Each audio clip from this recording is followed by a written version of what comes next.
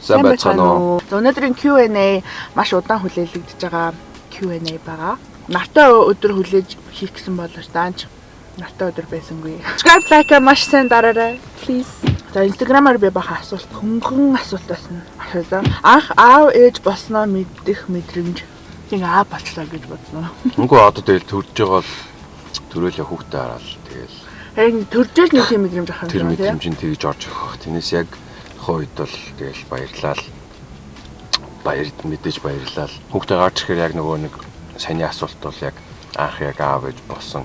Яг тэр мэдрэмж гарч ирэх бах. Студид хамт зураг авахулна гэж бодож байгаа юу гэнэ. Ер нь бол зураг бол авахулна гэж байсан. Тэгээд яг студид бол биш. Гэхдээ өөртөндөө хадгалах. Ер нь бол яг гоё. Студид угаасаа авахулсан зурагч өвтөч нэ таалагддаг шүү дээ, тэ. Нэг юм амьдралгүй ч юм шиг. Тэгэхгүй нэг юм гэртээ ч юм уу эсвэл нэг юм одоо юу гэдэг нэг байр гоё байшинт ч юм уу нэг юм. Эрүүл мэндийн асуудал гарахад хэр төгшөж сандардаг юм байна гэнэ. Амьд дэвтэр ер нь тэгэл бүх юм угаас тэгэл. Ер нь бүгдэнд нь л ер нь хин нэг нь хайртай хүн ингээл эмнэлэгт төвтөл ер нь тэгэл амар хэцүү байдаг шүү дээ. Ялангуяа жирэмсэн эмнэлэгт төвтгөр бүр нэг юм anxiety цаашаа нэг юм муухай юу ч болж магадгүй гэсэн нэг тийм мэдрэмж. Яг л эмнэлэгт орохоор тэнд янз янзын ингээл том гизтэй ч хүн байна, баг сартай ч хүн байна, хүүхдээ алдж байгаа ч хүн байна, албаар ахуулж байгаа ч хүн байна, янз янзын кейсүүд байгаа болохоор тэр дунд оронгууд жоохон айцтай л жирэмслэхээр төлөвлөж байгаамаа юун дээр анхаарах хэрэгтэй вэ?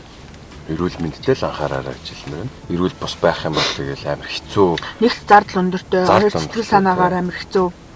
Тэгэхээр хувь хүмүүс эрүүл мэнд одоо юу гэдэг шүд бол шүдтэй, бөөр бол бөөр, тэгэл бүх юмаа ер нь нэмжлүүлж ирсэн дээ. Би бол жимсэн болохоор шүд амар эмзэг болдог, шүдээ ер нь бол янзлахын зөв.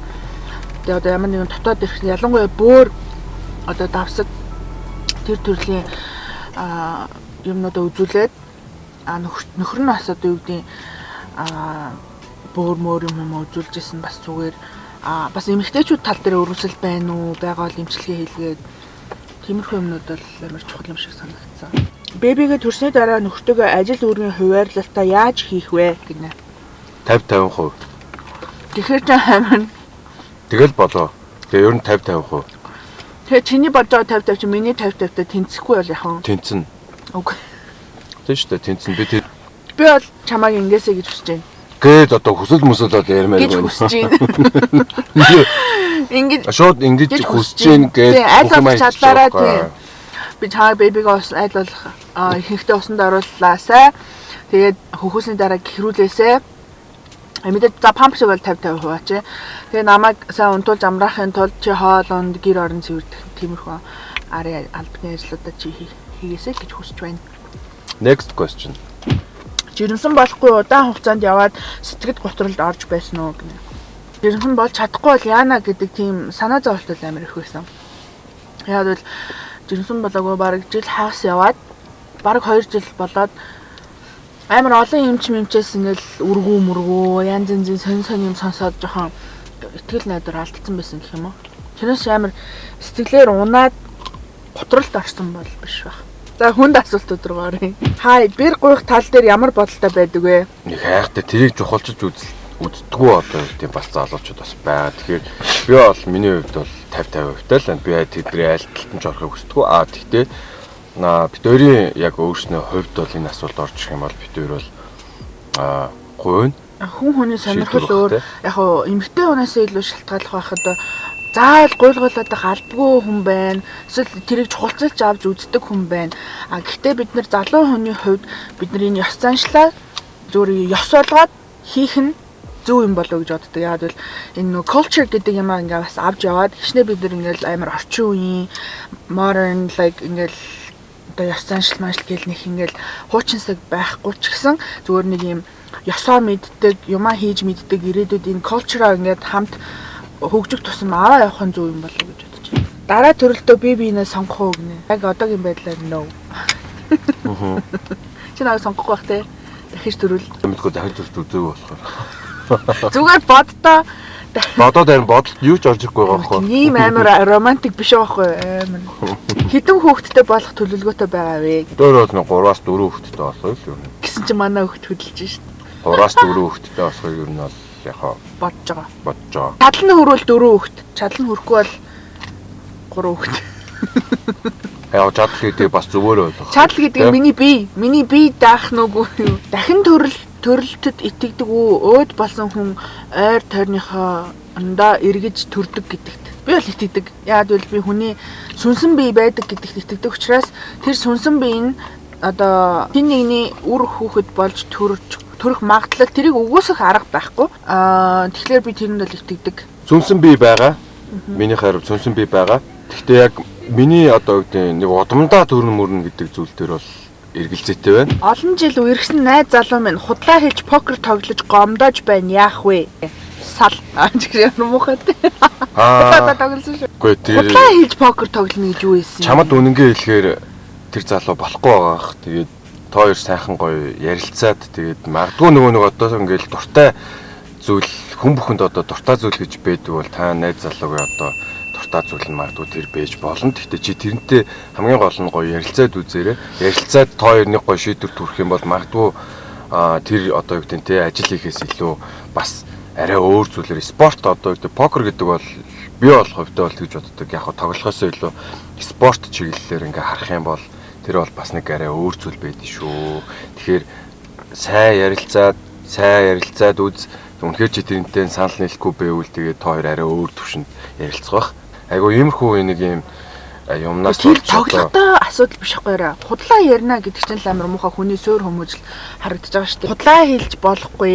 Ер нь ямар ч зүйл дээр үннээ хэлвэл би ингээд одоо зөвшөөрё тэ гэдэг юм тийм дийл хийх хэрэгтэй юм шүү. Тий, ер нь тэгэл нөгөө ч гэсэн үннээ хэлж яхад нь явуулах хэрэгтэй. Үннээ хэлээд тахт нь дургуцаад ахаар хэцүү тий. Тий, ингээл яагаад худлаа хэлж байгаа үнэнгээ хэлье гээл тийм үнэнгээ хэлэн бол хай нөхөр та хоёр санхүү ил тод байдгүй. Ийм орлого оллоо ингээ тгий гэдэг ч юм уу. Хадам талдаа мөнгө төгрөг өгөхөр бол инглээ шүү, тэглээ шүүч гэдэг юм уу. Энэ талаар ямар бодолтой байдаг вэ? Санхүүгийн тал дээр. Эхлээд эхний асуулт нь хариулъя. Чив чирийн санхүү ил тод байдгүй.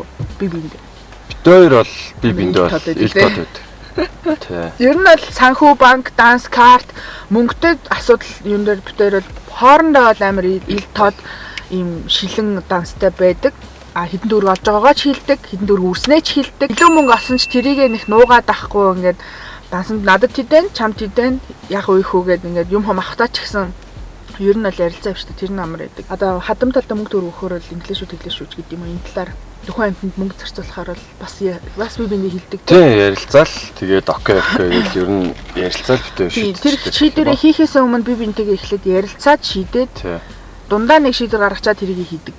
Тэгэхээр ер нь хосуудын дунд санхүү бол одоо салах шалтгааны хамгийн том салах шалтгаан учраас энэ дээр маш анхааралтай төгрөг ер нь мөнгө төгрөг нууна гэдэг чинь дахиад нөгөө худлаа хэлэх хуурах гэдэг юм энэ дээр л яагаад байгаа байхгүй тий. Ярилцсан гэдэг чинь л амар чухал юм болов.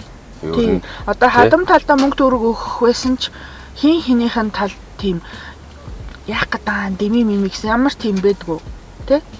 Тийм одоо Зэлэдэ гарсан мөнгө байгаа шүү дээ. Яг нэгнийх нь талд мөнгө өгөөд нэгнийх нь талд ингээл мөнгө өгөхгүй ч юм уу. Ингээл ингэж мэнгдэггүй ерөөсөө л аль болоход чадлаараа энэ тусламж хэрэгтэй энд нөгөөд энэ тусламж хэрэгтэй энд нөгөөд битээр үнэхээр тусалж чадахгүй байгаа бол хоёр хадамтаас мөнгө авах ч юу вэ штэ бас тэ ингээл амьдрал чинь янз янз л байна. Тэгэхээр аль болох санхүү тал дээрээ сайн ойлголцдог ярилцдаг. Энэ талаар нээлттэй ярилцаж чадахгүй бол угаасаа тэгэл хас байгаад яваач хэрэг байхгүй. За жирэмсний хордлого өгснөө өгсөн бол хэрхэн даван тулсан бэ? Би чинь их айхтар хордлого өгөөгүй. Тэгтээ өгсөн.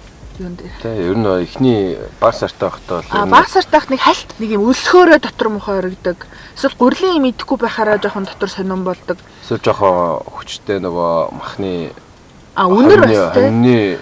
Яг юм Хоньны махны үнэр. Үнэр мөндөр жоох юм үнэрэнд амар имзэг болсон. Махны үнэрэнд амар имзэг болсон. Гэтэ идэж болоод байсан. Тэр би нэг удаа дахиад шарсан чинь тэр дахиад надад амар муухай харагдчихсан надад. Гэтэ ер нь бол төрөн төртлөө хардлагатай байна гэдэг бол зүгээр л ер нь шийтгэлтэй зүгээр амар. Тэг ингээд юм идмээр санагдаа нөгөөдгөө авчрангууд идмээргүй санагдаад өөр юм идмээр санагдаа нөгөө авчрангууд яг өөр юм идмээр санагдаа ингээд идэг гэдэг байхгүй.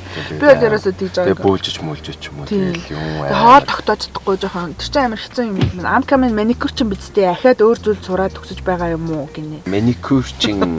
Би одоо ганцхан маникюрчин л байх хэрэгтэй юм шиг. Маникюрчин гинэ. Би яг маникюрчин байсан нэг 10 жил. Гэтэ бас мейкап хажуугаар нь хийжсэн. Мейкапаар бас Америкт сурсан, Монголд сурлаа, хоёуланд нь сертификаттай боллоо. Тэгээд тэрнийхээ дагуу одоо мейкап бичлэг хийдэж штэ. Ер нь бол гоо сайхан талдаа.